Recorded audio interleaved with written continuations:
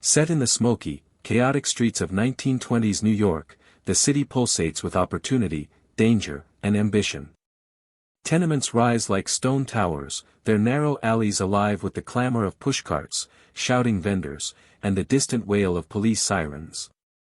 It is in this restless metropolis, teeming with immigrants striving for survival, that the story of Lucky Luciano begins, a story that would reshape the very underworld of organized crime and leave a legacy that echoes even decades later.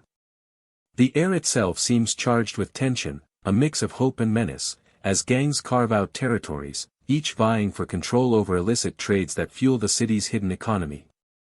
Amid this chaos, young Salvatore Lucania, soon to be known as Lucky Luciano, navigates a world where strength and cunning are currencies more valuable than money.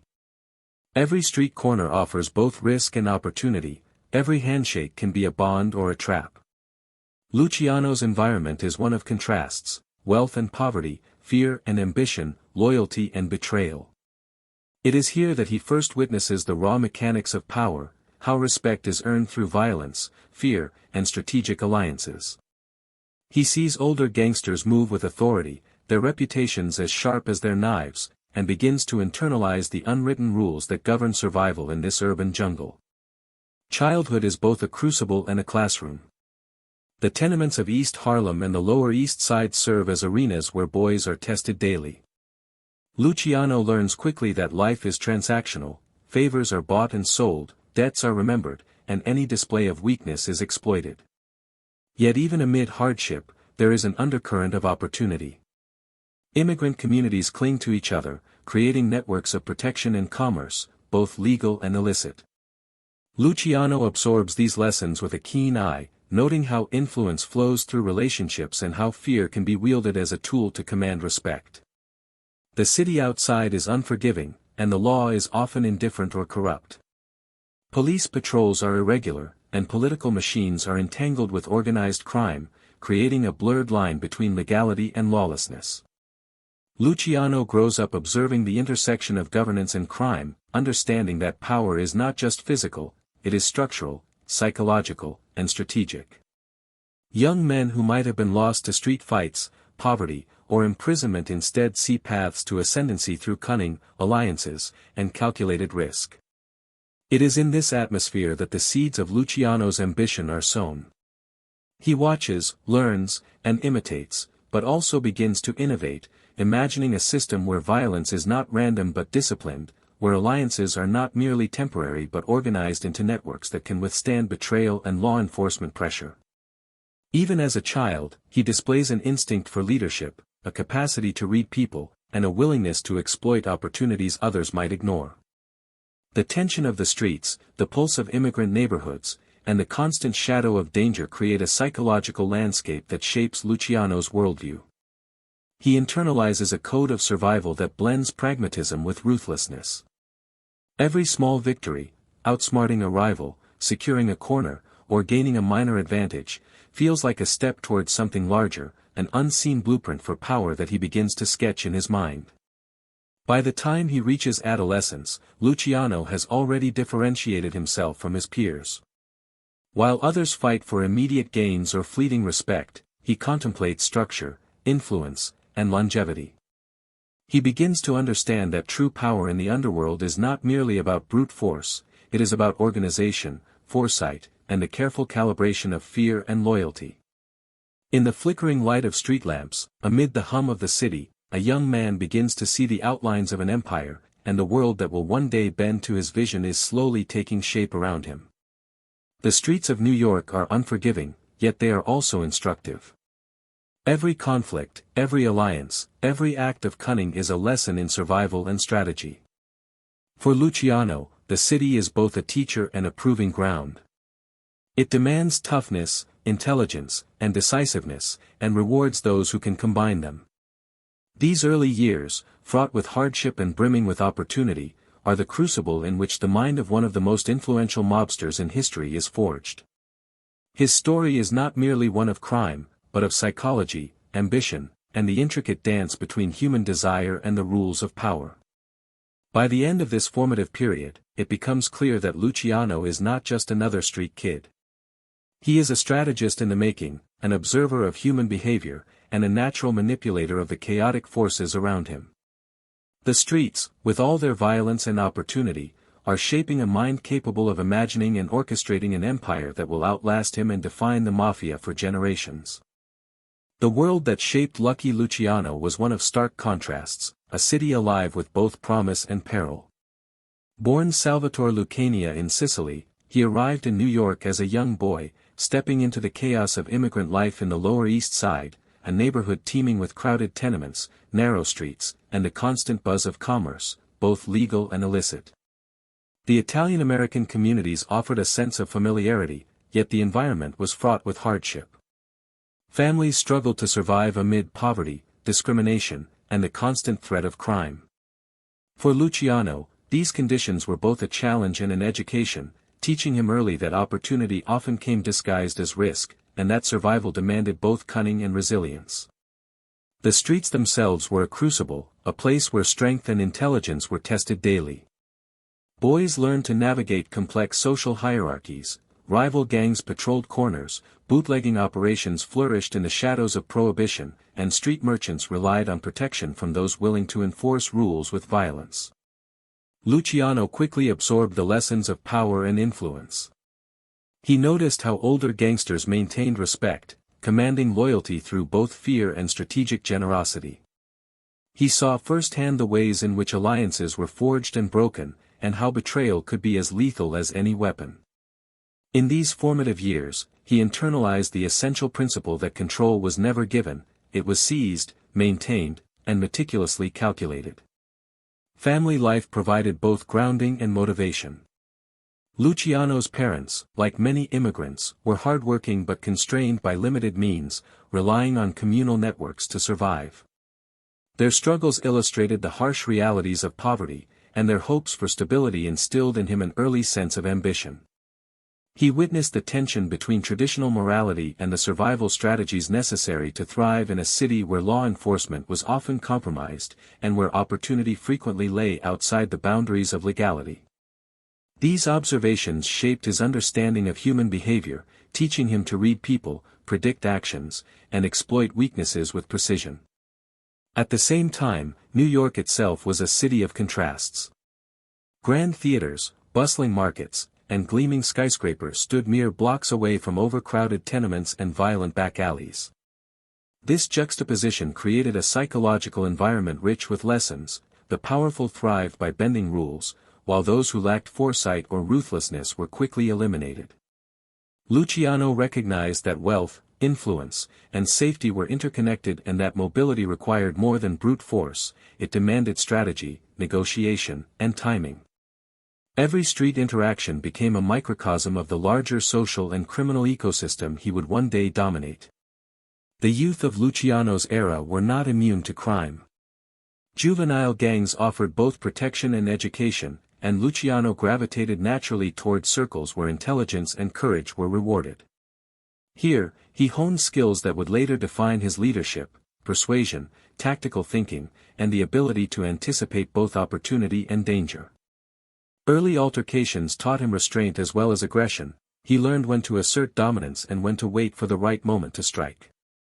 These lessons were reinforced by the constant presence of adult gangsters who demonstrated the rewards of disciplined organization and the peril of recklessness. Immigrant neighborhoods also fostered a network of social and economic connections that would prove invaluable. Family ties, local businesses, and cultural associations created a framework within which loyalty could be cultivated and leveraged. Luciano understood early that influence was not solely a matter of intimidation, it was also about knowing whom to trust, whom to co-opt, and how to position oneself at the intersection of multiple power networks. This understanding would later become the backbone of his revolutionary approach to organized crime, transforming fragmented street gangs into a disciplined enterprise capable of surviving internal betrayals and external threats alike. The Lower East Side of New York was more than a backdrop, it was an active participant in Luciano's development. Its crowded streets, bustling markets, and constant tension created a psychological terrain where observation and intuition were as important as physical skill. He became adept at reading social cues, understanding power dynamics, and identifying both risk and opportunity. The neighborhood taught him that every interaction carried potential consequences, that loyalty could be bought or broken, and that patience and timing were often more valuable than immediate action. By adolescence, Luciano's formative environment had instilled in him a profound understanding of human nature and social mechanics. He had witnessed the fragility of alliances, the volatility of violence, and the strategic use of fear as a tool for influence. He had also seen that leadership required foresight, adaptability, and the ability to inspire both respect and obedience.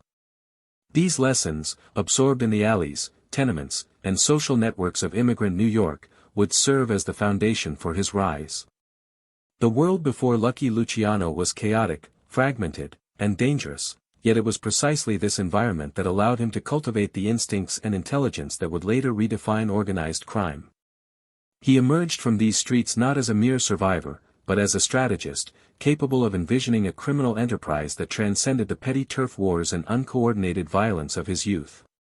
In understanding the streets, their people, and the mechanisms of power embedded within them, Luciano laid the groundwork for the empire he would one day command, a legacy that would echo far beyond the narrow lanes of the Lower East Side. Luciano's adolescence marked the true beginning of his transformation from a street-smart boy into a calculating force within New York's criminal underworld. By his teenage years, he had already begun to distinguish himself from his peers, not through sheer physical prowess alone, but through an uncanny understanding of human behavior and the intricate mechanics of power. Every encounter on the crowded sidewalks, every barter or confrontation, became a lesson in strategy. He observed how respect was earned and how fear could be weaponized, internalizing patterns that many others failed to see. In these early years, the seeds of his future empire were quietly taking root, nurtured by both circumstance and an innate intelligence that set him apart from the countless other youths scrambling for survival. The streets were unforgiving, but they were also classrooms where skills were learned through experience. Luciano quickly understood that alliances were as vital as fists. Joining small gangs and forming early partnerships, he navigated the delicate balance between loyalty and opportunism. He studied the older gangsters' techniques, noticing not just their acts of violence but the psychological control they exerted over others. It was not enough to be feared, one had to be respected, and one's influence had to extend beyond immediate territory. Luciano began experimenting with these principles, testing both his own instincts and the limits of those around him. His first criminal ventures were modest but instructive. Running errands for older gangsters, delivering messages, and occasionally participating in petty theft, he gained first-hand knowledge of the mechanics of criminal enterprise. Every success reinforced his understanding of leverage, and every misstep taught him the consequences of overreach. Luciano also recognized the value of observation, the ability to read opponents, anticipate moves, and manipulate outcomes without resorting to brute force alone. These formative experiences instilled in him the confidence that intelligence and cunning could achieve far more than sheer violence, an insight that would define his rise. Education, in the conventional sense, took a backseat to the lessons of the street. Yet even here, Luciano demonstrated an unusual aptitude for learning. He absorbed the unwritten rules that governed behavior, the codes of respect, and the hierarchies that dictated power. He also began to grasp the larger systems of influence at play, corrupt police officers, political machines, and business owners who quietly tolerated or even encouraged illegal activity. To a boy of ambition, these systems were not barriers but opportunities. By understanding the forces shaping his environment, Luciano could position himself to exploit them effectively, gaining advantages that others overlooked. By mid-adolescence, Luciano was no longer merely participating in street life, he was shaping it. Small turf disputes, minor alliances, and local skirmishes became arenas for him to practice negotiation, intimidation, and strategy. He learned when to act, when to wait, and how to wield both charm and menace as tools of influence. His peers recognized his intelligence and ambition, and even those slightly older began to defer to his judgment. This growing reputation provided both protection and leverage, allowing him to operate in circles that previously might have been closed to someone of his age and background. Crucially, Luciano's adolescence was also a period of moral and psychological development. He observed the consequences of betrayal, the fragility of loyalty, and the brutal cost of miscalculation. These lessons were deeply internalized, informing a personal philosophy that blended pragmatism with ruthless efficiency. He began to see power not as an abstract goal, but as a practical tool, one that required planning, alliances, and, when necessary, calculated violence. Every interaction, every negotiation, and every confrontation became part of a growing mental blueprint for managing both people and territory. Friendships and rivalries during these years further honed Luciano's instincts. Allies could provide protection, information, or access to opportunities, but they could also betray or compete. He quickly learned to weigh loyalty against self-interest, to discern which relationships were strategic and which were merely distractions. This ability to navigate complex social networks would later become one of his greatest strengths, allowing him to manipulate rival factions, broker agreements, and consolidate power where others failed. By the time he reached late adolescence, Luciano had also begun to experiment with organization in ways few of his contemporaries did. He noticed the inefficiencies and chaos in the operations of older gangsters and began to imagine a more disciplined, systematic approach to crime. Violence would not be random, alliances would be structured, disputes would be mediated. These ideas were revolutionary in their simplicity, yet in a city rife with fragmented gangs and uncoordinated criminal activity, they marked the emergence of a mind capable of reshaping the underworld entirely. In essence, Luciano's rise as a street kid was defined by observation, strategy, and the gradual accumulation of influence.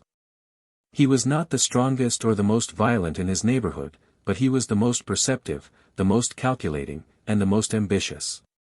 Every action, every decision, and every risk taken during these years contributed to the foundation of an empire that would later dominate the American Mafia. By the end of his teenage years, it was clear that Luciano was no ordinary street boy. He was a strategist in the making, preparing to transform chaos into a meticulously organized system of power, control, and influence that would endure long after his time. Luciano's early successes on the streets marked only the beginning of a transformation that would soon place him at the center of New York's criminal underworld. As he entered his early 20s, he shifted focus from mere survival and small-time crime to the cultivation of strategic alliances that would define his rise. These relationships were never casual, each friendship, partnership, or understanding was calculated for maximum gain. Luciano understood that to consolidate power, brute strength alone would not suffice. He needed influence, loyalty, and the ability to manipulate the ambitions of others. Every handshake, every favor, and every carefully cultivated debt became a building block in a network that would eventually support the empire he envisioned. The forging of alliances was both art and science. Luciano was perceptive enough to identify potential partners not only by their current power but by their capacity for loyalty, ambition, and tactical thinking. He cultivated relationships with other young gangsters who shared his vision for structure and order, while simultaneously observing older, more established figures to learn their methods. In doing so, he positioned himself as a bridge between generations, a mediator capable of both inspiring trust and instilling fear. He recognized that a strong network required balance. It had to be loyal enough to act cohesively, yet flexible enough to adapt to betrayal, law enforcement pressure, and shifting power dynamics. Betrayal was never far from the horizon, and Luciano learned early how to anticipate it. He observed rivals and allies alike, calculating motivations and predicting actions. Trust, in his world, was provisional, earned through demonstrated loyalty and tested under pressure.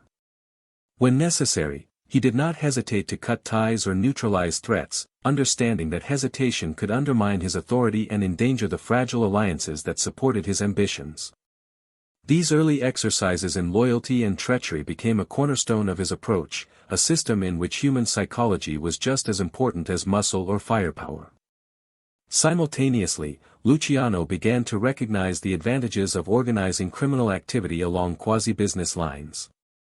While many gangs operated through chaos and intimidation, he envisioned a more methodical approach: assign roles, manage territories efficiently, and enforce discipline with predictable consequences. The chaos of the streets could be harnessed, violence could be employed strategically rather than impulsively. By imposing structure on criminal enterprises, he could increase productivity, reduce risk, and maintain control over a sprawling and potentially unstable network. This approach was revolutionary at the time, setting the stage for a level of organization that would become a hallmark of the modern mafia. Negotiation became one of Luciano's greatest tools. Whether brokering peace between rival gangs, mediating disputes over territory, or arranging profitable deals, he relied on intelligence, psychological insight, and timing rather than force alone. He understood that long-term dominance required more than intimidation, it required the ability to create mutually beneficial agreements that others would honor because defiance carried significant consequences. In this way, Luciano's vision extended beyond the immediate gains of crime. He was creating a system that could endure, adapt, and expand, even as the city's political and legal landscape shifted around him. Luciano's rising influence also depended on a careful calibration of visibility and secrecy. He learned to operate in plain sight while masking the full extent of his power.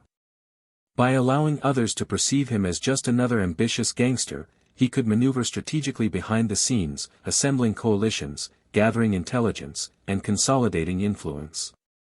This duality, public modesty paired with private mastery, became a defining feature of his leadership style, allowing him to outmaneuver rivals who underestimated his intelligence and foresight. Crucially, Luciano's alliances were not limited to gang members alone.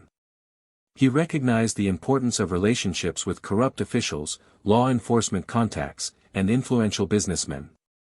By cultivating these ties, he created a protective web that allowed his operations to flourish while keeping legal threats at bay. These interactions also deepened his understanding of systemic power. Influence extended far beyond the streets, and those who mastered both social and institutional networks could operate with near immunity. Luciano absorbed these lessons quickly, integrating them into a broader vision of control that would extend across New York and eventually nationwide. By his mid-twenties, Luciano had not only secured his place among the city's most ambitious young criminals but had also begun to redefine what power could look like in the underworld. Alliances were no longer temporary conveniences, they were strategic instruments, meticulously managed to maximize both loyalty and leverage. Rivalries were navigated with foresight, and the chaos of street-level crime was increasingly subordinated to a disciplined system designed to generate wealth, influence, and lasting authority. He had transformed from a street-smart kid into a calculating leader whose vision extended beyond individual skirmishes to the orchestration of a new criminal order. This period of alliance building and strategic networking laid the foundation for Luciano's most significant achievement, the creation of a mafia that operated not merely as a collection of violent gangs, but as a coordinated enterprise capable of long-term planning, risk management, and territorial dominance. The lessons of loyalty, betrayal, and negotiation he learned in these years became guiding principles that would shape his empire for decades. By combining intelligence, discipline, and foresight, Luciano was no longer reacting to the world around him, he was beginning to shape it, asserting a vision that would ultimately transform organized crime in America.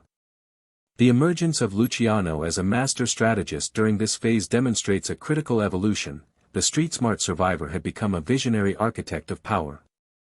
He understood that strength without structure was temporary, that fear without respect was fragile, and that an empire built on chaos alone would crumble.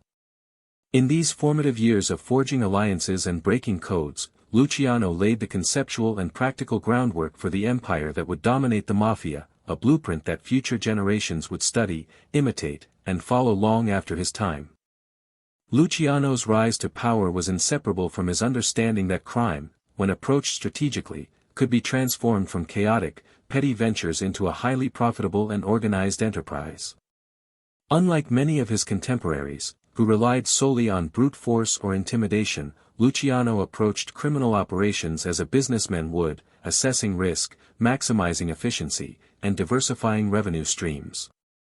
He recognized early that prohibition, rampant gambling, and the bustling underground economy of New York presented opportunities far greater than street-level extortion or petty theft. To him, crime was not just survival, it was a system to be optimized, a network to be expanded, and a business to be managed with precision. Bootlegging, the dominant trade during Prohibition, became one of Luciano's first major arenas for innovation. While other gangs engaged in violent turf wars and unpredictable operations, Luciano emphasized structure and coordination. He implemented systems to regulate supply lines, assign territories, and collect payments efficiently, reducing conflict and increasing profits. This methodical approach allowed him to expand influence beyond the confines of a single neighborhood, bringing together disparate factions that had previously been locked in bitter rivalry. In doing so, he demonstrated that the Mafia could operate not merely as a collection of violent enforcers but as a disciplined network capable of sustaining long-term, high-reward operations. Gambling operations offered another avenue for Luciano to consolidate power and wealth. Speakeasies, underground casinos, and illicit betting parlors were integrated into a broader network that allowed him to exert control over revenue while simultaneously ensuring loyalty among operators.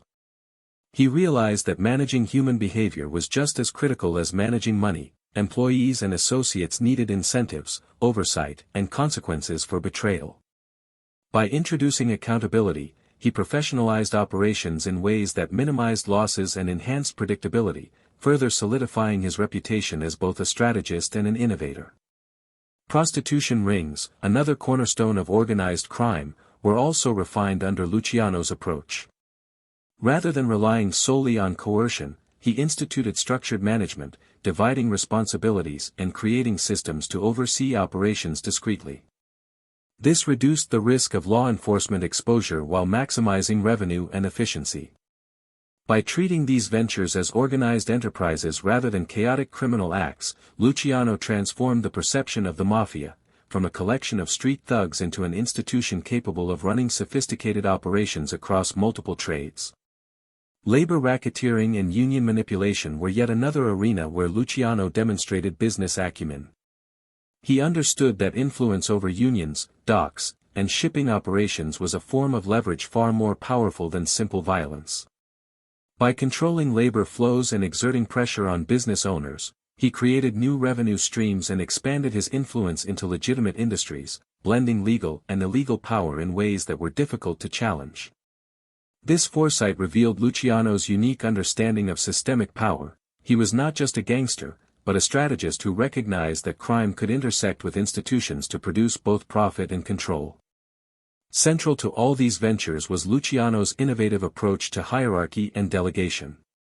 He structured operations with clear lines of authority, assigning trusted lieutenants to oversee specific territories or ventures.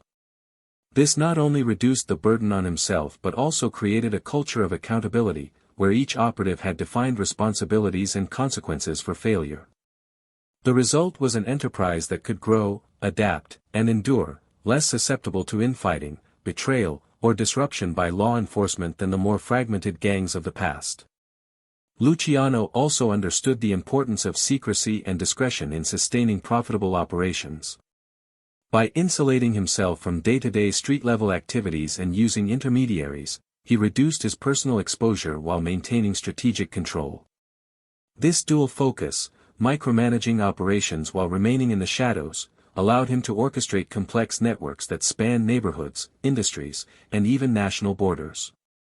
He became the unseen hand, guiding actions and decisions with precision, while others took the visible risks.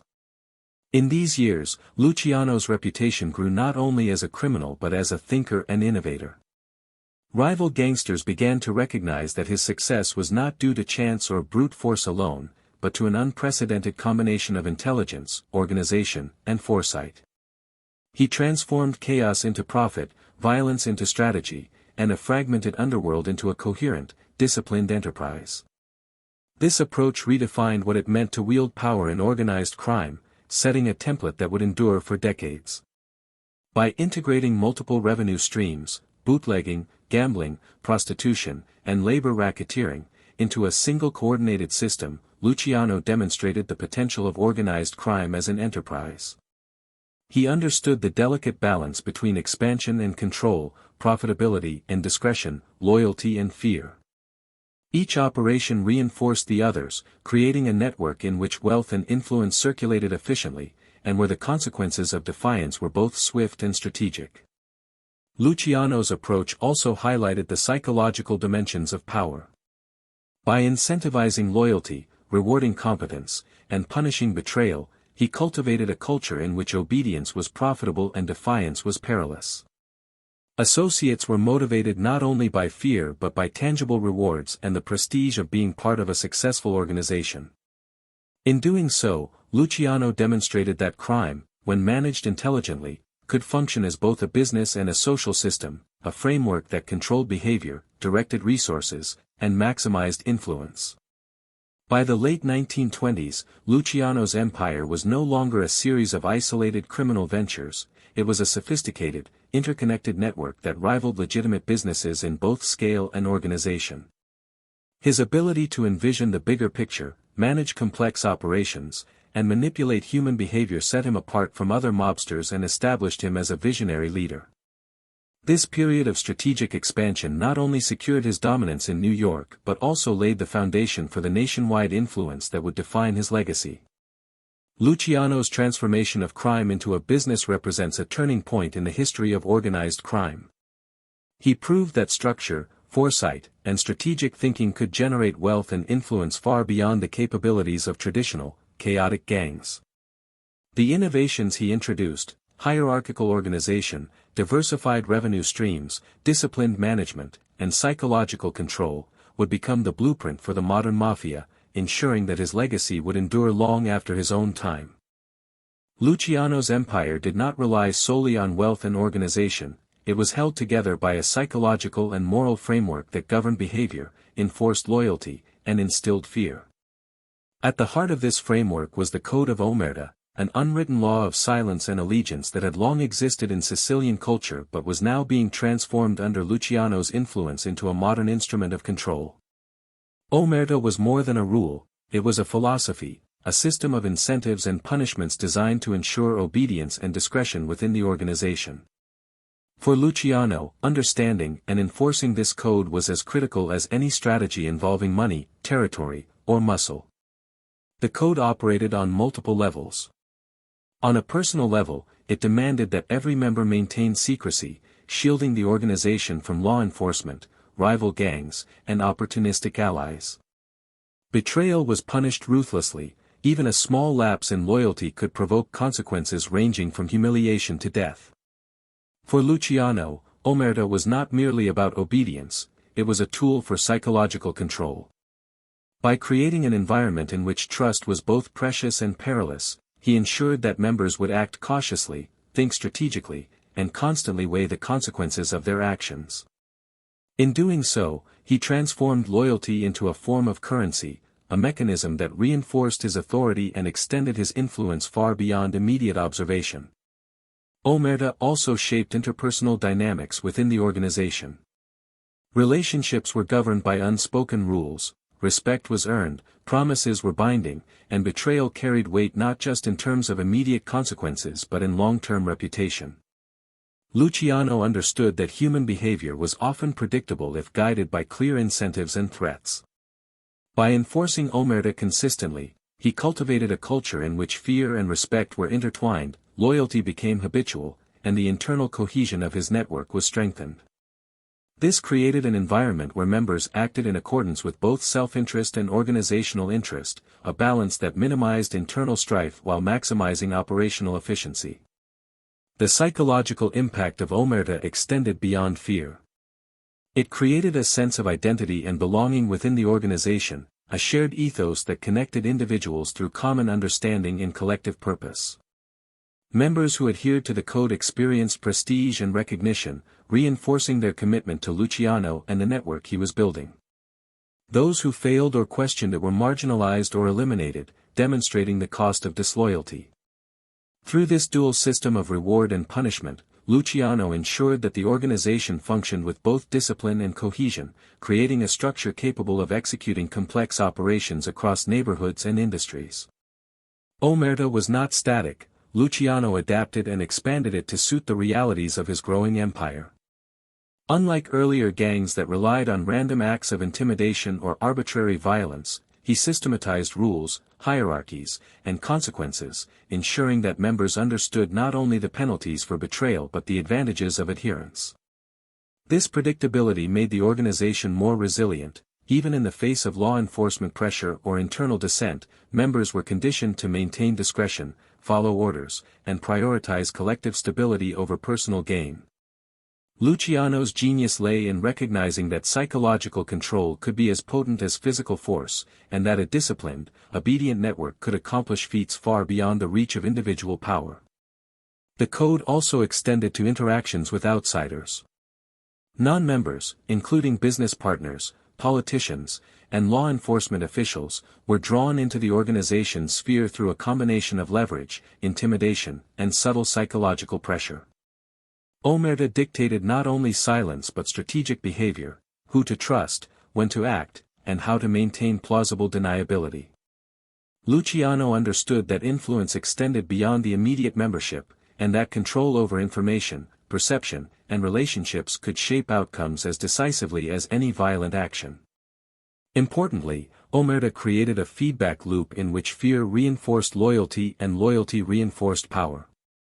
The knowledge that betrayal could result in severe consequences fostered cautious and calculated behavior, while consistent enforcement of the code demonstrated Luciano's authority and strategic foresight. This dual reinforcement strengthened the network's cohesion, allowing him to coordinate complex criminal operations across gambling, bootlegging, labor racketeering, and prostitution with minimal internal disruption. In essence, the code became both a social glue and a tactical instrument, allowing Luciano to wield influence over men far more numerous and diverse than himself. Luciano's interpretation of Omerta also had a philosophical dimension. He recognized that power was ultimately psychological. Those who understood human behavior, incentives, and fear could manipulate outcomes more effectively than those relying solely on muscle. Omerta provided a framework for exercising that psychological power, shaping not only actions but thoughts, expectations, and social bonds. Members internalized the code, aligning their behavior with the strategic objectives of the organization, often without direct supervision. By embedding discipline into the minds of his associates, Luciano created a system capable of self-regulation, reducing the need for constant oversight and ensuring stability even amid turbulence. The significance of Omerta in Luciano's empire cannot be overstated. It was the invisible architecture that allowed his organization to function with unprecedented efficiency, discipline, and resilience. By merging Sicilian tradition with a pragmatic, modern approach to control, he created a moral and psychological framework that transcended geography and circumstance. This code enabled him to expand operations, enforce loyalty, and navigate threats from both rival gangs and law enforcement, all while maintaining the cohesion necessary for long-term dominance. Through Omerta, Luciano demonstrated that the Mafia's true power lay not only in violence or money, but in the disciplined control of human behavior. The code provided predictability in a world otherwise governed by chaos, instilled loyalty in a network vulnerable to betrayal, and created a psychological hierarchy that reinforced his authority. It was a system in which fear, respect, and identity converged, allowing Luciano to orchestrate one of the most formidable and enduring criminal enterprises in history. By mastering both the tangible and intangible forces of power, he ensured that his empire would survive beyond his own lifetime, and that the principles he established would continue to shape organized crime long after his era. Luciano's rise was never uncontested. As his influence grew, so too did the threats that surrounded him. The world of organized crime in New York was a brutal theater of ambition, betrayal, and constant power struggles, where alliances were fragile, and loyalty was often a matter of convenience rather than principle. Rival gangsters, old-school mob bosses, and ambitious upstarts all posed challenges to Luciano's vision, forcing him to navigate a landscape where a single misstep could mean death or exile. Understanding his enemies and anticipating their moves became as critical as managing his own operations, and in these early conflicts, Luciano honed the strategic instincts that would define his leadership. Blood feuds were an ever-present reality, often sparked by disputes over territory, profit, or perceived slights. Luciano quickly learned that brute retaliation alone was insufficient. Vengeance had to be calculated, strategic, and psychologically impactful. He observed the consequences of reckless violence among rival factions, how it led to cycles of retaliation, weakened alliances, and unnecessary exposure to law enforcement. By contrast, Luciano's approach combined tactical precision with diplomacy. He cultivated intelligence networks to monitor rivals, preempt threats, and manipulate conflicts in ways that advanced his position while minimizing risk. Every feud, every clash of interests, became an opportunity to test his judgment, reinforce loyalty among his own men, and extend influence over adversaries. Alliances were equally fraught with danger. While partnerships offered protection and opportunity, they were also potential sources of betrayal. Luciano was keenly aware of the fragility of human ambition. Friends could turn into rivals overnight, and loyalty was often contingent on immediate advantage. He developed a keen sense of reading people, discerning motives, and identifying the signs of potential treachery. By cultivating both respect and fear, he ensured that his associates weighed carefully the consequences of defiance. His psychological acumen allowed him to manipulate outcomes before confrontation was necessary, reducing the risk of open conflict and solidifying his reputation as a strategist rather than merely a fighter. Among his most formidable enemies were the old guard mobsters who resented his rise and the restructuring of power within the criminal world. These figures, steeped in tradition and accustomed to operating through fear and brute strength, underestimated Luciano's intellect and organizational vision. They saw the street kid turned ambitious gangster as a threat to their established authority, and initial confrontations were marked by tension, violence, and political maneuvering. Luciano, however, remained patient and calculated. He selectively targeted weaknesses, brokered temporary truces when advantageous, and used his enemies' own ambitions against them. In doing so, he demonstrated that true power lay not in domination alone, but in the ability to anticipate, influence, and control outcomes across a complex social and operational landscape. Betrayal was a constant undercurrent. Associates sometimes attempted to undermine him, either through secret alliances with rivals or by attempting to seize control of lucrative operations. Luciano's response combined swift action with psychological strategy. He neutralized threats decisively when necessary, sending unmistakable messages about the cost of treachery, while also employing negotiation and co-optation to transform potential adversaries into loyal partners. This dual approach, punishment and integration, reinforced the stability of his network, allowing him to expand influence without fracturing the organization under the weight of internal strife. The period of blood feuds also highlighted Luciano's capacity for long-term vision. Unlike many contemporaries who reacted impulsively to slights or attacks, he planned several moves ahead, considering not only immediate consequences but also the impact on alliances, reputation, and organizational cohesion. He used feuds as opportunities to consolidate power, remove obstacles, and test loyalty within his ranks. By controlling both the operational and psychological dimensions of conflict, Luciano turned challenges into advantages, demonstrating that violence, when strategically employed, could serve as a tool for systemic control rather than chaotic destruction. Strategic use of fear was another critical component of his approach.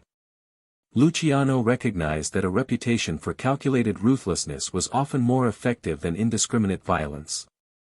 By selectively demonstrating power, eliminating rivals, punishing betrayal, or showcasing operational dominance, he cultivated an image that extended far beyond immediate actions. Enemies, allies, and potential defectors all internalized the risks of crossing him, allowing Luciano to command respect without constant intervention. In this way, psychological control amplified his physical and operational power, reinforcing the stability and efficiency of his growing empire. Simultaneously, Luciano maintained a delicate balance between public perception and private strategy. While some viewed him as a rising gangster of ambition and cunning, very few understood the depth of his strategic vision. He concealed his long-term plans behind a veneer of conventional criminal activity, allowing rivals to underestimate his reach and intentions. This duality enabled him to operate with greater freedom, manipulate conflicts subtly, and achieve objectives that would have been impossible through direct confrontation alone. The blood feuds and rivalries of this period were not merely violent episodes, they were formative experiences that sharpened Luciano's judgment, reinforced his organizational principles, and solidified his reputation as a leader capable of navigating the treacherous landscape of organized crime. Each conflict taught him lessons in loyalty, risk assessment, psychological manipulation, and long-term planning, all of which would inform the expansion of his empire in the years to come. By the end of this phase, it became clear that Luciano's power was rooted as much in intellect as in muscle. His ability to manage enemies, mitigate betrayal, and transform conflict into opportunity distinguished him from contemporaries who relied on raw force alone. The underworld began to recognize him not just as a participant, but as a strategist capable of redefining the rules of engagement, forging a network that could survive internal treachery and external threats alike.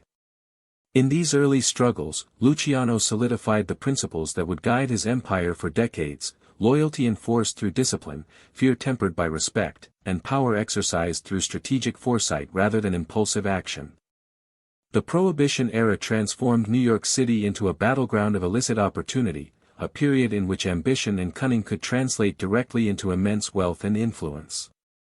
For Lucky Luciano, this era was both a proving ground and a springboard. The 18th Amendment had criminalized alcohol, but the demand for liquor remained insatiable, creating a lucrative black market that attracted gangsters from every corner of the city. What might have been chaos for the unprepared became a field of opportunity for Luciano, who viewed prohibition not as a restriction but as a tool to consolidate power and expand his influence across the fractured criminal landscape. Luciano understood that the lucrative bootlegging trade required more than brute force; it demanded coordination, discretion, and strategic alliances. Rival gangs, each controlling separate territories, were prone to violent clashes over supply lines, distribution points, and profits. Where others saw risk, Luciano saw potential for order. He brokered agreements between factions, coordinating the movement of alcohol in a way that minimized conflict and maximized profit. By doing so, he demonstrated a level of strategic foresight that distinguished him from contemporaries who relied on chaotic displays of strength. Prohibition, in his hands, became an opportunity to transform the underworld from a fragmented collection of gangs into a cohesive and disciplined network. The hidden war of prohibition was as much about psychological control as it was about territory and money. Luciano relied on intelligence networks to anticipate rival moves, understand the loyalties of allies, and detect potential betrayals before they could escalate into violence. He cultivated informants, leveraged insider knowledge, and used negotiation to manipulate rival factions into compliance. These tactics allowed him to maintain a delicate balance, projecting strength to deter opposition while simultaneously avoiding unnecessary conflict that could attract law enforcement attention. In essence, Luciano was orchestrating a war in the shadows, one fought as much in the minds of men as in the streets of New York. Bootlegging operations under Luciano were highly organized. Supply chains stretched from clandestine distilleries to hidden warehouses, moving alcohol through a web of distributors and enforcers. Every link in the chain was meticulously managed, ensuring reliability and efficiency. Territories were assigned with precision, and disputes were mediated swiftly to prevent disruption. This methodical approach minimized risk, increased revenue, and reinforced the perception that Luciano was not merely a gangster, but a master strategist capable of coordinating large-scale operations that rivaled legitimate businesses. Prohibition also accelerated the professionalization of criminal enterprises in ways that extended beyond liquor. Luciano applied the same principles of organization, discipline, and psychological management to gambling, prostitution, and labor racketeering. By creating systems of accountability, he reduced internal chaos and ensured that his network could operate predictably even under pressure.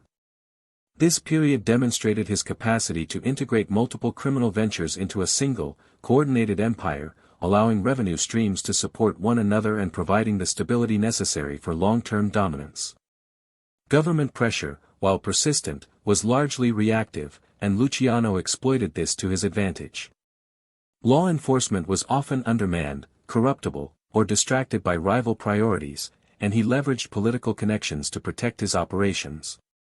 By maintaining discretion, using intermediaries, and carefully controlling exposure, he reduced the risk of prosecution while expanding influence. The hidden war of prohibition, therefore, was fought on multiple fronts, against rival gangsters, against potential defectors within his own network, and against the encroaching threat of law enforcement. Luciano navigated all these dimensions with remarkable skill, demonstrating that power in the underworld required both operational efficiency and psychological mastery. The expansion of his influence during this period also relied on alliances with key figures outside his immediate circle. Politicians, law enforcement officers, and business owners were all brought into the fold through bribes, favors, and subtle coercion. Luciano understood that control over institutions, even indirectly, provided leverage that extended far beyond the streets.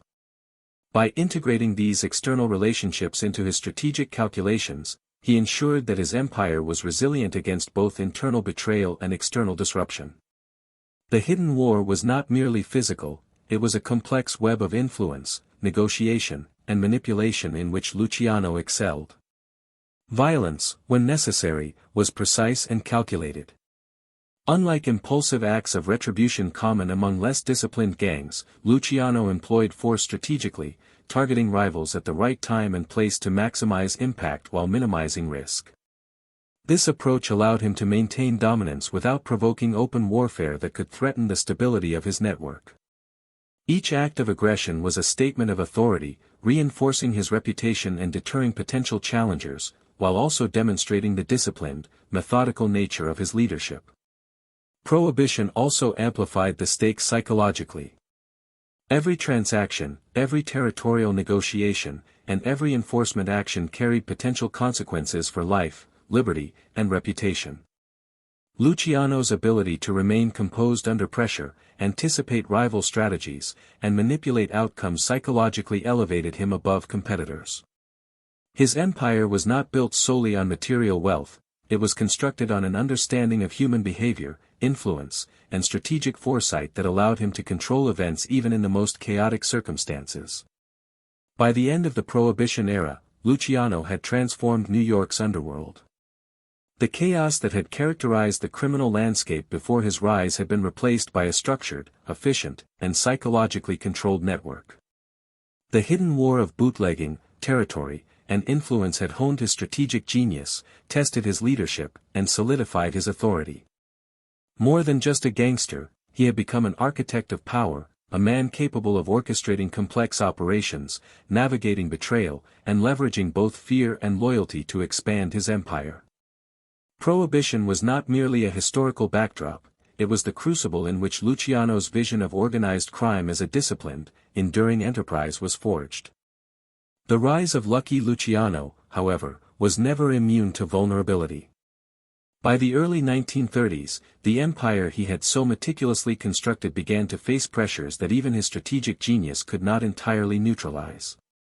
Law enforcement, emboldened by public outrage over organized crime, corruption, and Prohibition-era chaos, had begun to focus more intently on high-profile mob figures.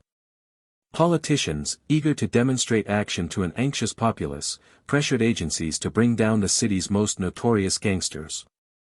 Luciano, despite his careful orchestration of secrecy and influence, could not entirely insulate himself from the inevitable consequences of operating at the apex of criminal power. The fall began quietly, with small cracks appearing in the network he had spent years building, signaling that no empire, no matter how intelligent, was impervious to exposure. The first signs of vulnerability emerged as law enforcement began exploiting weaknesses within the organization. Informants and turncoats, some motivated by fear, others by greed, began feeding information to authorities. Luciano's reliance on loyalty and omerta, though effective, could not prevent every betrayal. Even minor leaks of operational details had cascading consequences, threatening to unravel carefully maintained supply chains and alliances.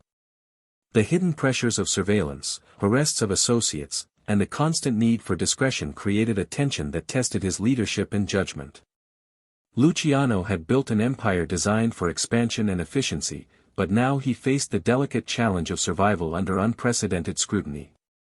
Public attention added another layer of danger. Media coverage, sensationalized and relentless, portrayed the Mafia as a pervasive and unstoppable force. This attention was a double-edged sword. It reinforced Luciano's fearsome reputation, consolidating loyalty and deterring rivals, but it also amplified law enforcement's mandate to bring him down. Every high-profile meeting, every apparent act of influence, became a potential liability. Luciano's careful balance of visibility and discretion was now threatened by the very notoriety that had elevated his status, illustrating the precariousness of power in a world where perception was as influential as action. Rival factions sensed opportunity in this period of pressure. Competitors who had long chafed under Luciano's dominance began testing the limits of their influence, exploiting disruptions caused by law enforcement scrutiny and internal tensions. Minor betrayals, opportunistic acts of aggression, and attempts to undermine authority were all part of a larger pattern of testing and probing the empire's resilience. Luciano responded with measured precision, neutralizing threats when necessary while absorbing minor challenges into his network to maintain cohesion. These maneuvers showcased his adaptability, yet they also revealed the beginning of a gradual erosion of control, a recognition that no empire, no matter how disciplined, was immune to external and internal forces. The arrest of close associates served as both a warning and a turning point. Each detention not only disrupted operations but also increased the risk that crucial information could be extracted through interrogation. The realization that law enforcement could penetrate the organization created psychological pressure, forcing Luciano to reevaluate strategies, relocate operations, and reassess loyalties. The fall was not immediate. It unfolded as a series of pressures, a slow tightening of constraints that transformed the once expansive, confident empire into a network operating under constant threat. Luciano himself became a target. Investigators recognized that dismantling his network required reaching the figure at the apex, the strategist who coordinated operations across multiple criminal trades. Every action he took to protect himself, using intermediaries, concealing his movements, and leveraging political connections, was now weighed against the ever-present risk of exposure. The psychological burden of being the hunted, rather than the hunter, was profound. For a man who had built an empire on control and foresight, the awareness that forces beyond his command were closing in was a stark reminder of human vulnerability, even for the most powerful. The fall also involved betrayal from within. Long-standing allies, sensing the shifting balance of power, began to negotiate their own safety, sometimes at the expense of Luciano. These internal fractures, subtle at first, highlighted a critical reality: power in the underworld was contingent not only on intelligence and strategy but on timing, loyalty, and the ability to anticipate human self-interest. Even the most disciplined networks could be compromised when external pressures intersected with personal ambition, greed, or fear. For Luciano, the emerging cracks were both practical and symbolic, signaling the beginning of a transition from dominance to vulnerability. Despite these challenges, Luciano remained strategic. He anticipated moves by law enforcement, monitored rival factions, and sought to mitigate risk wherever possible. His response was calculated, balancing aggression with diplomacy, preemptive strikes with negotiation. Yet the pressures of exposure were cumulative, eroding the unshakable confidence that had characterized his ascent. The fall, unlike a sudden collapse, was a psychological and operational process, a tightening web of threats, betrayals, and legal scrutiny that tested both the resilience of his network and his own capacity to command it. The early stages of Luciano's downfall also revealed the fragility of reputation. Even a man of considerable intellect and influence could not fully control the narrative surrounding him. Rumors, media portrayals, and the testimonies of informants contributed to a perception of vulnerability that emboldened rivals and intensified law enforcement focus. Luciano's reputation, which had once functioned as a shield, was now a magnet, attracting scrutiny, challenge, and conflict. This paradox, power both protecting and imperiling, underscored a central truth of his world: the higher one rises, the more precarious one's position becomes. By the time his arrest became inevitable, the empire Luciano had built was no longer operating with the same seamless efficiency. Operational gaps, compromised alliances, and intensified law enforcement pressure created vulnerabilities that could no longer be ignored. The fall had begun, a combination of internal betrayal, external pressure, and the inescapable consequences of notoriety. For a man who had orchestrated one of the most sophisticated criminal networks in history, the experience was both a challenge and a reckoning, highlighting the limits of control and foreshadowing the dramatic trials that would follow. The trial of Lucky Luciano represented the dramatic intersection of law, media, and organized crime, a spectacle that captivated the public and shook the foundations of the underworld. Arrested on charges of compulsory prostitution and related offenses, Luciano suddenly found himself at the center of a legal and cultural storm. The courtroom became a theater where the tension between his carefully constructed empire and the moral outrage of society played out in vivid relief. For years, he had operated with precision, manipulating people, systems, and perception. Now, he was thrust into a world where control was no longer guaranteed and every word, gesture, and accusation carried the potential to dismantle everything he had built. From the outset, the trial was a battleground of influence. Prosecutors sought not merely to secure a conviction but to make an example of Luciano, portraying him as the embodiment of organized crime's threat to society.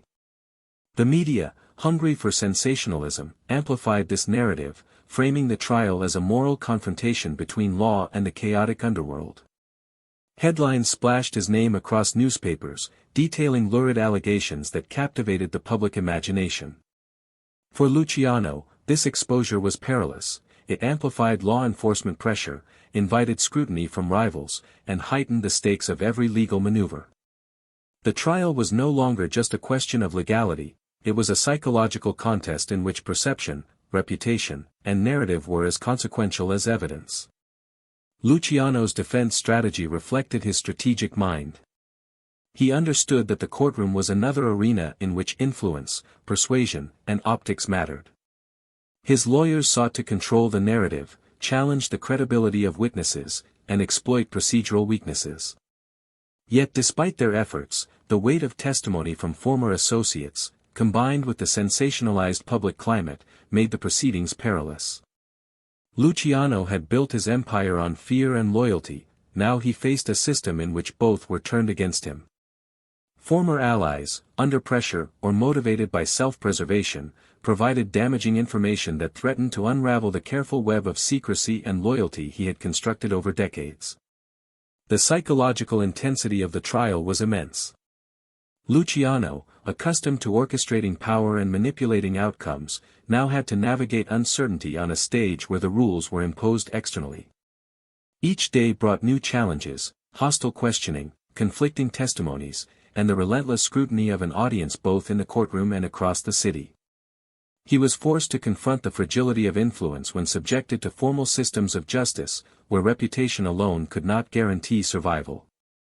Yet even under this pressure, Luciano displayed a composed, calculating demeanor, analyzing the behavior of judges, jurors, and witnesses, seeking opportunities to exploit weakness and maintain strategic advantage wherever possible. The trial also exposed the inherent tensions within his network.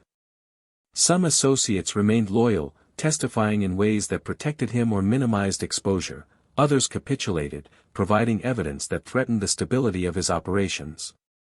This dynamic highlighted a central truth of organized crime: loyalty, though reinforced by fear and incentive, was always contingent upon circumstance. The courtroom became a crucible in which alliances were tested, and the consequences of betrayal were starkly illustrated. For Luciano, each turn of testimony required rapid recalibration of strategy, both for the immediate legal battle and for the ongoing management of his empire outside the courtroom. Sentencing, when it came, marked a dramatic inflection point in his life and career. Luciano was convicted and handed a lengthy prison term, a punishment that threatened to dismantle the operational and psychological foundations of the empire he had built. Yet even in sentencing, he remained strategic, recognizing that incarceration did not have to equate to complete loss of influence. He immediately began considering ways to maintain control from within, to negotiate for favorable conditions, and to leverage political connections that could eventually secure his freedom. The trial, brutal and exposing as it was, became a lesson in resilience, forcing Luciano to adapt to circumstances that could not be controlled by force, intimidation, or wealth alone. Public perception of the trial was equally significant. For many, Luciano's conviction symbolized the triumph of law and morality over the clandestine world of organized crime. For others within the criminal underworld, however, it reinforced his notoriety and mystique. The spectacle of a man who had built a vast and efficient empire being brought to justice underscored both his brilliance and his vulnerability, cementing his place in the cultural imagination as a figure of extraordinary influence and complex morality. This duality, admired and reviled, became a defining feature of his legacy. The trial also illuminated the broader social and political context in which Luciano operated.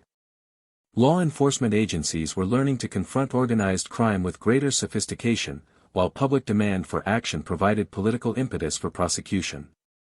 At the same time, corruption, influence, and strategic maneuvering remained central to the underworld's operations. Luciano's conviction illustrated the fragile balance between these forces. Even the most disciplined and powerful organization could be disrupted when external pressures intersected with internal vulnerabilities. Despite the conviction, Luciano's influence did not vanish. From within the prison walls, he began orchestrating relationships, managing operations, and planning strategies for eventual reintegration into the criminal world. The trial, therefore, was both an end and a beginning, an ending of freedom in the conventional sense, but the beginning of a new phase in which psychological acuity, strategic manipulation, and network management would be tested under even more constrained conditions. Ultimately, the trial and sentencing of Lucky Luciano was more than a legal episode, it was a high-stakes drama that tested every facet of his genius. It showcased the limits of power, the consequences of notoriety, and the enduring tension between control and vulnerability. In this crucible, Luciano's brilliance was measured not just in wealth or territory, but in his capacity to adapt, strategize, and survive under scrutiny, setting the stage for the next phase of his life, control from behind bars and eventual exile. Even behind the walls of a prison, Lucky Luciano's influence remained formidable, a testament to his unparalleled understanding of power, human behavior, and organizational control. Incarceration, rather than ending his reign, transformed the way he wielded authority. The world outside was still his domain, he had built a network so disciplined and far-reaching that distance and confinement could not sever its connections. From the confines of his cell, Luciano continued to orchestrate operations, mediate disputes, and maintain loyalty among his lieutenants. The prison, designed to limit freedom, paradoxically became a proving ground for his ability to exercise psychological, strategic, and operational control under conditions that would crush lesser men. Luciano's first priority inside was to secure his position among both fellow inmates and prison officials. Reputation had always been central to his authority, and he understood that influence could not be assumed simply because of external power. Within the prison, he cultivated respect and a cautious fear through a combination of charisma, intelligence, and subtle displays of power.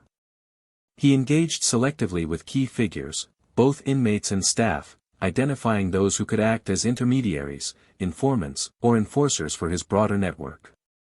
These relationships allowed him to maintain lines of communication with the outside world while also establishing dominance in the internal social hierarchy. At the operational level, Luciano adapted his empire to the constraints of incarceration. He delegated authority carefully, ensuring that trusted lieutenants oversaw day-to-day activities and that each decision aligned with his overarching strategy. Orders were transmitted through intermediaries, coded messages, and carefully cultivated contacts, demonstrating his ability to manage complex systems even when removed from direct oversight. By maintaining discipline and structure, he ensured that his criminal network continued to function efficiently, mitigating the risks posed by legal exposure, rivalries, and internal dissent. Prison walls could not contain his intellect, foresight, or ability to orchestrate multiple moving parts. The psychological dimension of control became especially critical behind bars. Luciano understood that fear, respect, and loyalty were interdependent, maintaining them required consistent demonstration of authority even without physical presence. He used reputation, selective rewards, and strategic intimidation to ensure compliance. Associates knew that disobedience, betrayal, or incompetence would be noticed and punished, even if enforcement was delayed or mediated through intermediaries. This careful calibration of psychological influence ensured that his power extended beyond direct contact, reinforcing a culture of obedience that remained operationally effective despite geographic and physical limitations. Luciano also leveraged his imprisonment to expand influence into political and institutional spheres. He recognized the strategic value of negotiating with law enforcement, politicians, and officials, using information, influence, and leverage to create opportunities for himself and his organization. In some cases, these negotiations were explicit, in others, they were subtle, indirect, and highly calculated. By maintaining these external relationships, he safeguarded his network from disruption while simultaneously laying the groundwork for eventual leniency or early release. The prison, paradoxically, became a platform for cultivating power rather than merely a site of restriction. Conflict management remained a core element of his strategy behind bars. Disputes within the organization, rivalries, and potential challenges to his authority were addressed through intermediaries, negotiation, and when necessary, decisive action. Luciano's ability to anticipate human behavior allowed him to resolve tensions before they escalated into operational threats. Even in a constrained environment, he orchestrated conflict resolution with precision, ensuring that his empire remained cohesive, disciplined, and focused on strategic objectives. Luciano's continued dominance from prison also reinforced his mystique. For rivals, it was disconcerting to realize that the man they feared most remained in control despite physical confinement. For allies, it reinforced loyalty and trust, demonstrating that alignment with Luciano offered protection, opportunity, and strategic advantage. The ability to exert influence across physical and social barriers enhanced his reputation as a master strategist, someone whose power was rooted not merely in force but in intellect, psychological acuity, and systemic control. Operationally, he maintained oversight of multiple revenue streams, ensuring that bootlegging, gambling, prostitution, and labor racketeering continued to function efficiently. He adapted processes to accommodate the limitations imposed by incarceration, relying on intermediaries and a disciplined hierarchy to maintain revenue flow and strategic control. Each decision was calculated, balancing immediate operational needs with long-term strategic considerations, reflecting the same meticulous approach that had defined his rise to power. Luciano also used this period to reflect and plan. Prison, while restrictive, offered time for analysis, observation, and long-term strategic planning. He assessed vulnerabilities in his network, evaluated emerging opportunities, and anticipated challenges posed by rivals or law enforcement. This contemplative dimension of his leadership ensured that when circumstances changed, whether through release, negotiation, or shifts in the criminal landscape, he would be prepared to respond decisively and strategically. The broader significance of Luciano's power behind bars extends beyond personal survival. It demonstrated the resilience and adaptability of his organizational model, showing that a well-structured network, guided by disciplined hierarchy, psychological insight, and strategic delegation, could endure even extreme constraints. His continued control highlighted the centrality of intelligence, foresight, and human understanding in leadership, reinforcing the idea that power is as much about perception, psychology, and systemic organization as it is about territory or wealth. By the end of this period, Luciano had solidified a critical lesson: even in the absence of freedom, influence can be maintained, and empires can endure when built on disciplined structures, loyalty, and strategic foresight. His ability to operate effectively behind bars further cemented his legacy, demonstrating that true power in the criminal underworld relied on intellect, psychological control, and the orchestration of complex networks, qualities that ensured Luciano's enduring dominance and shaped the evolution of organized crime for decades to come. Following his release from prison, Lucky Luciano faced a new reality: exile. Deportation to Italy in 1946 was intended to remove him from the American underworld and diminish his influence, but Luciano approached this challenge with the same strategic brilliance that had defined his rise. Exile, rather than signaling the end of his power, became a new arena for influence, negotiation, and the consolidation of transnational criminal networks. Though physically removed from the streets of New York, Luciano's mind and reputation remained potent forces, capable of shaping operations, alliances, and rivalries from afar. Italy, a land he had left as a child, became both a refuge and a stage for continued maneuvering. Luciano's return was marked by careful cultivation of contacts in both local and international circles. He quickly assessed the political and criminal landscape, identifying opportunities to extend influence over emerging markets, smuggling routes, and alliances between European and American factions. The exile that was meant to weaken him instead became an opportunity to transform his empire into a truly transnational network, linking European operations with American interests in ways that had previously been only aspirational. The psychological dimension of exile was as significant as the logistical one. Removed from familiar territory and surrounded by unfamiliar social and political structures, Luciano relied on his deep understanding of human behavior to navigate this new environment. He established a network of trusted intermediaries who could act on his behalf, ensuring that his orders were executed and his authority respected despite the distance. Loyalty, cultivated carefully over decades, became the bridge that allowed his influence to extend across oceans. Luciano demonstrated that true power was not solely territorial, it was relational, psychological, and systemic, capable of transcending physical barriers. Even in Italy, Luciano faced challenges. Rival factions, local authorities, and ambitious upstarts viewed him with suspicion or hostility, testing the limits of his reputation and strategic acumen. He navigated these threats with diplomacy and strategic intimidation, carefully selecting when to assert dominance and when to negotiate alliances. His ability to adapt tactics to new environments illustrated a critical aspect of his genius. He understood that influence depended not only on strength or fear, but on timing, perception, and calculated manipulation of circumstances. Luciano also began contemplating the philosophical dimensions of his life and empire. Exile, while imposed as punishment, offered space for reflection and assessment of both personal ambition and the broader criminal enterprise he had constructed.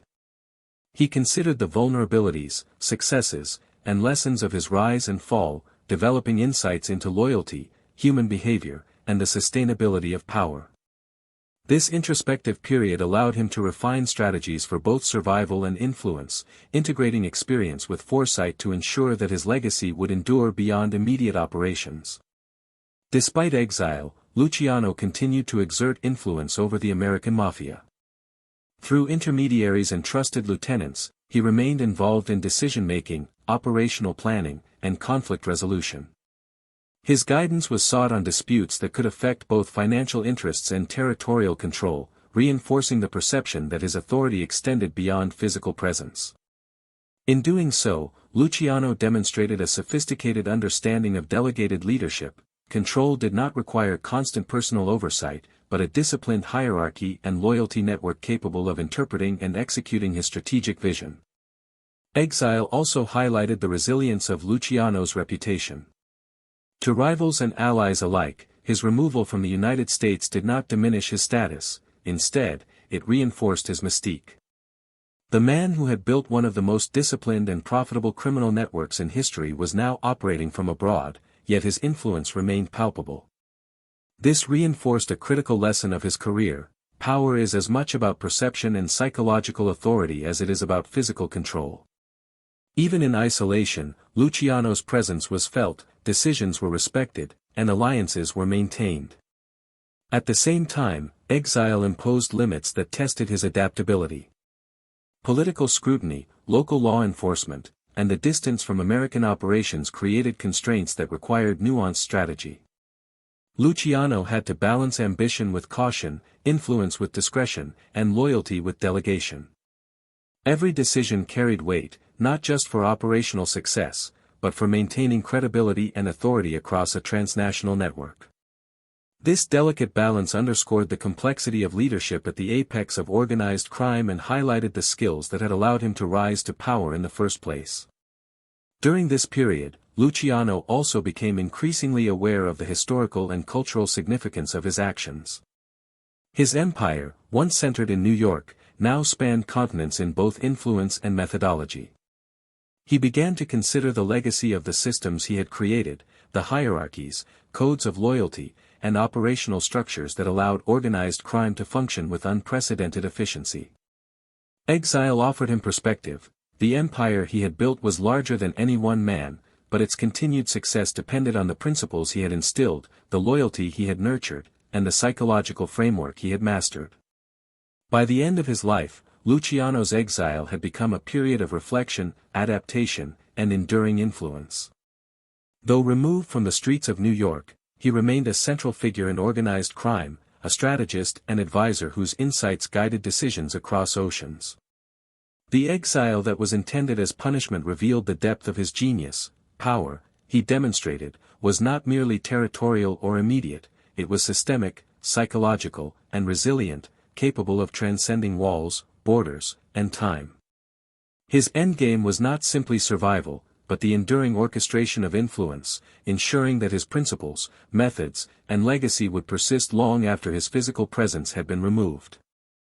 Lucky Luciano's legacy extends far beyond his lifetime, shaping the very structure, culture, and psychology of modern organized crime. He was not merely a gangster or a street-level operator, he was an architect, a visionary who transformed chaotic, violent factions into a disciplined, hierarchical, and efficient criminal enterprise.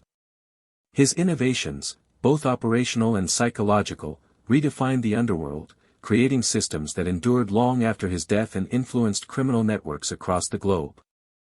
The impact of his methods is still visible in organized crime today, from the codified rules of loyalty to the strategic orchestration of multiple, interconnected ventures. At the heart of Luciano's legacy was the institutionalization of the Mafia as a business. He recognized early that crime could be systematized, professionalized, and made profitable on a scale previously unseen. Gambling, prostitution, labor racketeering, and smuggling were no longer isolated acts of opportunistic violence, they became coordinated operations managed with discipline, hierarchy, and accountability. Each enterprise was a cog in a larger network, ensuring that revenue was maximized, risk was mitigated, and loyalty was enforced. Luciano's genius lay in seeing the potential to transform criminality into a structured, almost corporate enterprise, where efficiency and psychological control replaced chaos and brute force. The psychological framework he established was equally revolutionary. Codes of loyalty, secrecy, and discipline, embodied in omerta, became foundational principles for generations of criminals. Luciano understood that fear and respect could be wielded as power, but he also recognized the importance of reputation, perception, and strategic influence. By blending these elements, he created an environment in which associates internalized the organization's rules, aligned their behavior with collective goals, and acted predictably even without direct supervision.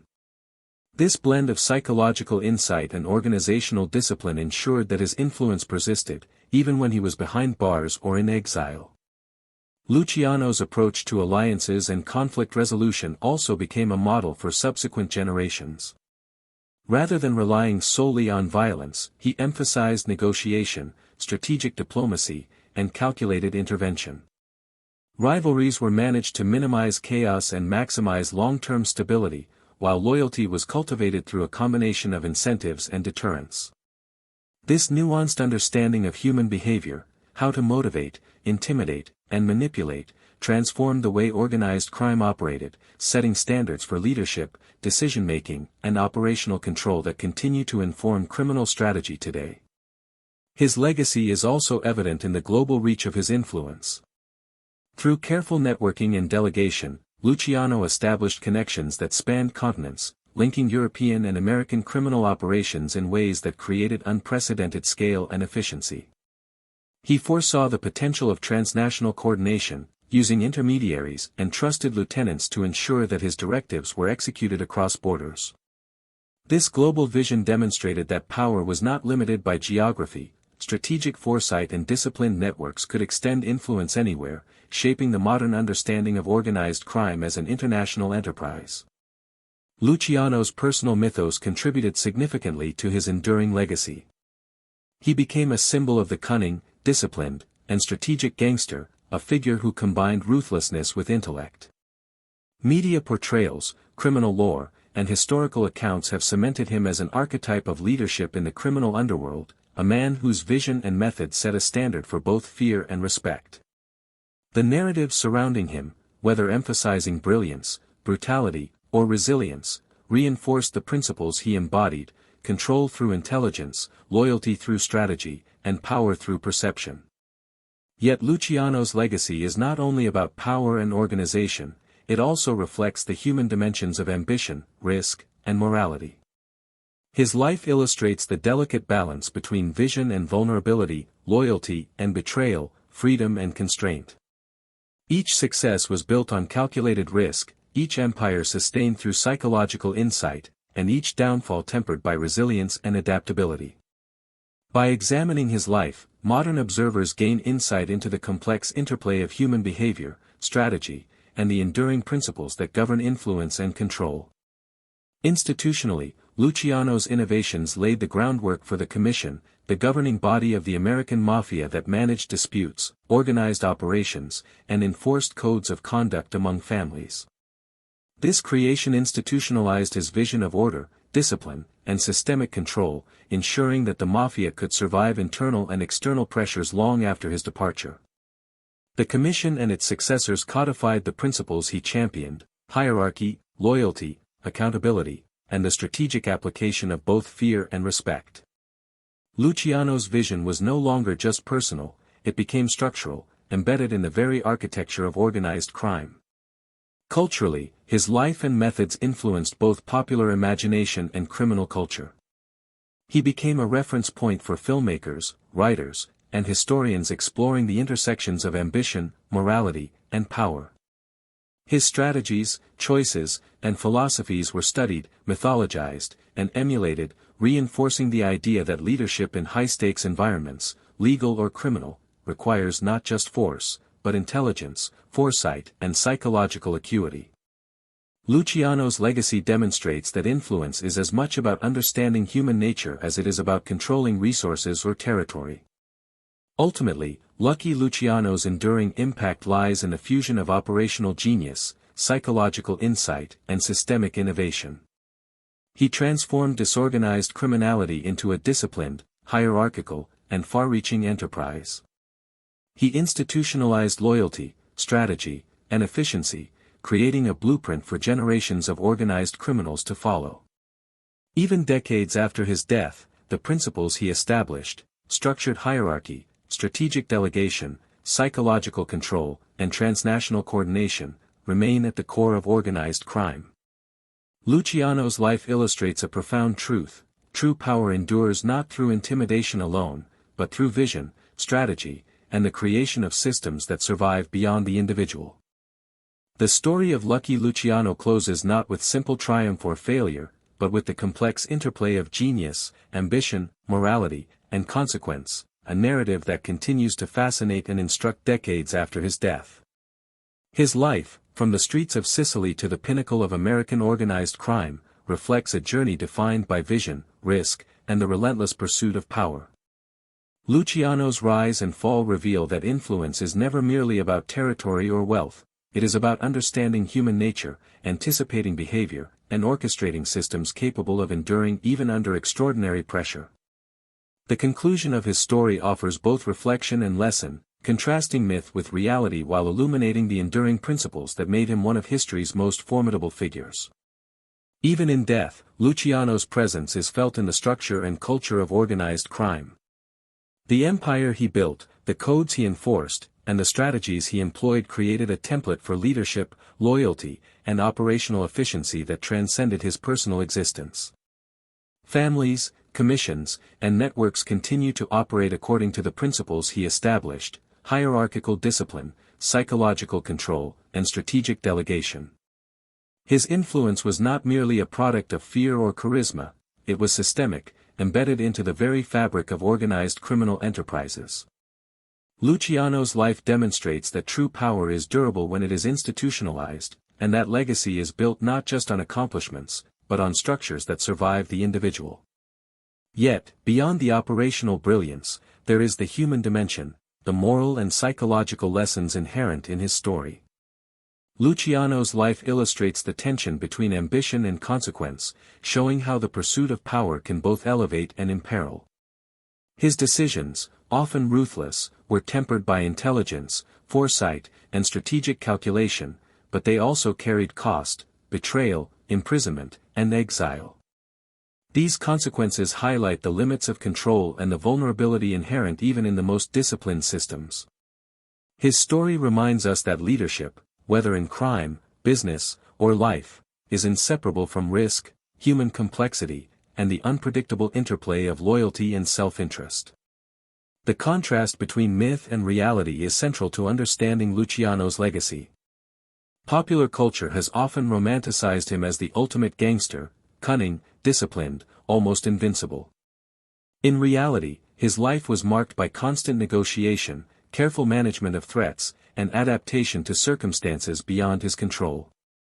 The man who orchestrated one of the most sophisticated criminal networks in history was also subject to betrayal, legal exposure, and the constraints of human institutions. This duality, legendary prowess constrained by vulnerability, creates a rich narrative, demonstrating that power is not absolute, but contingent upon intellect, strategy, and psychological mastery. Luciano's journey also underscores the transformative impact of vision. Before him, organized crime was fragmented, chaotic, and prone to destruction from internal strife.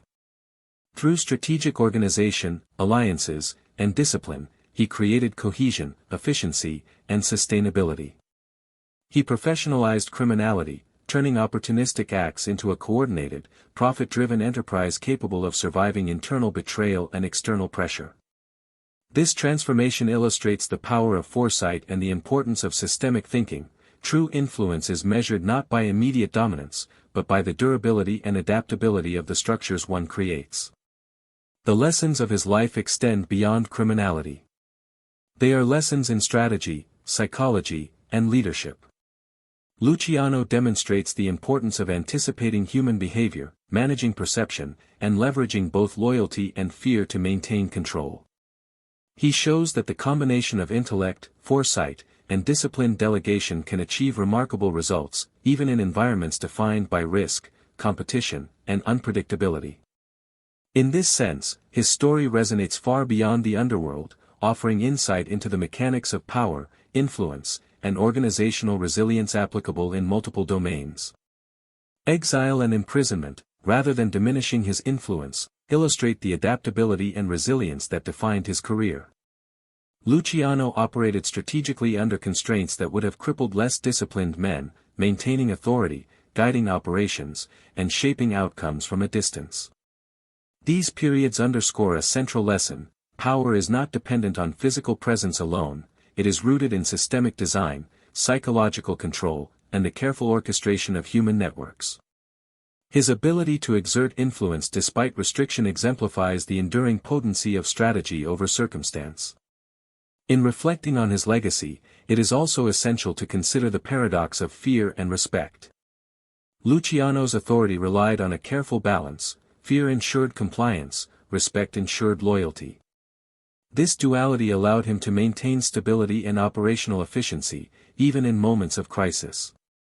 The enduring impact of this approach can be seen in modern criminal networks, organizational leadership structures, and even popular conceptions of power. Effective influence requires both authority and legitimacy, both coercion and strategic intelligence. Ultimately, the conclusion of Lucky Luciano's story is both a historical account and a meditation on human ambition. It is the tale of a man who reshaped an entire world of crime, demonstrating intellect, foresight, and psychological mastery, but also confronting the inherent vulnerabilities of power. His life was a study in contrasts: rise and fall, loyalty and betrayal, visibility and concealment, freedom and confinement. These contrasts give his story cinematic resonance, psychological depth, and historical significance. As the narrative closes, what remains is a figure whose methods, principles, and influence continue to resonate, a man who demonstrated that power endures not merely through force, but through vision, strategy, and the creation of structures capable of surviving beyond the individual. Lucky Luciano's story is not just a chronicle of organized crime, it is a lesson in human complexity, leadership, and the fragile, yet enduring, nature of influence. It reminds us that history remembers those who not only act decisively but also think systemically, understanding that the legacies we leave are constructed as much by intellect and structure as by courage or ambition.